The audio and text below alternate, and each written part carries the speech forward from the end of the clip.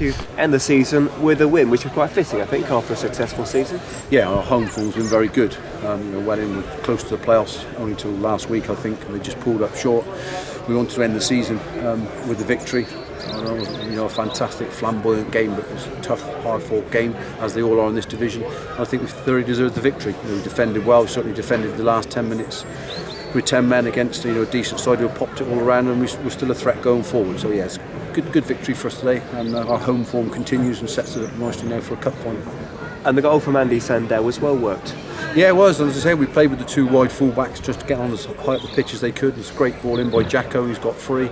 Sands has come alive the last month of the season, and he's got on the end of a decent cross by Jacko and scored. So yeah, once we got ourselves in front, I thought we were unfortunate not to be more in front come half-time. But we pride ourselves defensively, certainly over the last 6 to 8 weeks, and we've done particularly well. We let him fall last week, but there's some different circumstances, as we all know. But yeah, clean sheet is always pleasing. Jared thrives on getting clean sheets, and he lives on those. And I say the team have helped him.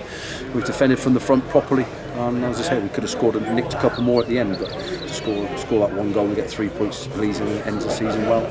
Selection-wise, you weren't helped by the likes of Dean Evans and Alex Ferguson being suspended. James Guthrie and Nick McCutcheon weren't involved there today. Yeah, James Guthrie was away, and we knew about that a few weeks ago. He wasn't going to go away if he was still in the relegation fight, but allowed him to go away. And Nick McCutcheon has got a sickness bug, so just told him to keep away. An early morning call from him. So when you think there's 4 players there who have all possibly played today that haven't done, credit to everybody. We made a couple more changes. People have come in the team and done particularly well. We're not always going to win anything with 11. We need 18 or 19, and it's proved its worth today. What about the red card for John Beaton? How do you see that? Well, Beaton's given him a chance to get himself sent off, and that's what's happened. He's given the referee an opportunity to send him off. Whether it's a red or not, I didn't really see it from where I am, and it was close to me. I'm not really looking at it. I'm thinking, talking to somebody else about something, but Beaton has to take his punishment. It's a silly sending off, and these are short with 10-15 minutes to go. It's the last thing you want. As I say, it's a bit rash by him. He's aware of that. He'll hold his hands up to that, and as I say, he has to take the punishment. He gets a fine, and he misses the first 3 games of next season, which puts him behind the other people wanting that shirt. So yeah, I don't want it to leave a bitter taste in anybody's mouth. Beaton's got to swallow it, and then we'll carry on.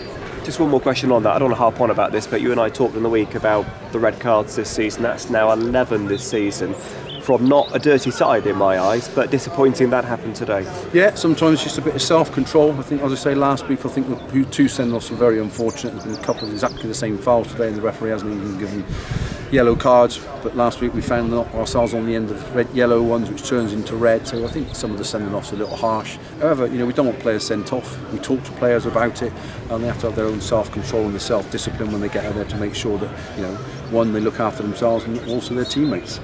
You end the season in 13th, which I think you said before that given that at the start of the season you would have taken it. Absolutely. This is a tough, unforgiving division. People talk about how good the standards are, but this standard is right up there. I would say this is the top table of non-league football as far as I'm concerned when you think the conference is full-time. I think the fact of Torquay United and Woking have both been relegated there, I think, so it's even tougher next year. But yeah, to finish 13th is a great effort by everybody. Had a sticky spell over Christmas. If we hadn't have had that, we could have been even further up that league table. But we've learned a lot of things this season. I certainly have as well. Gary Horgan's come in and made a difference to us as well. But credit to the players because they've stuck by each other and worked particularly hard. And as I say, they've got their rewards with another victory today. I know you've still got the cup final to come next week at Swindon against Highworth, the Wiltshire Senior Cup final, but as far as the league is concerned, when do you, if you haven't already started, think about next season, building the squad, keeping the players together? Yeah, we're thinking already, we're speaking to some other players. It's often still difficult to speak to the players when they're still at other clubs, but I know it goes on and people do speak to others and people get hold of people, so that's happening. Obviously we'll draw up a little retained list who's staying and who's not going to be at the club next season. I'd like to think we can keep most of these players together and add to it. I think that's important that we can do that. The chairman's just been in. He wants progression again next year and wants to push on, which is great news for everybody. As I say, we've got a good group of players, and if we can add some more quality to that, some more experience to that, then hopefully we can do better than our current 13th. And that progression and the fact that you're staying, you've signed that new 2-year deal, that must help you keep the players on board and they can know where they're going from here. Absolutely. It's continuation of what we wanted to do. Stability, for not just for me, for the players. You know, I've signed these players on, so the reason they've come is because they know the manager wants them here. So that's good for them. It's good for me. You know, as I say, we've got a good group. Who wouldn't want to manage in this league now with the clubs that are in it? A massive challenge for us in front of us.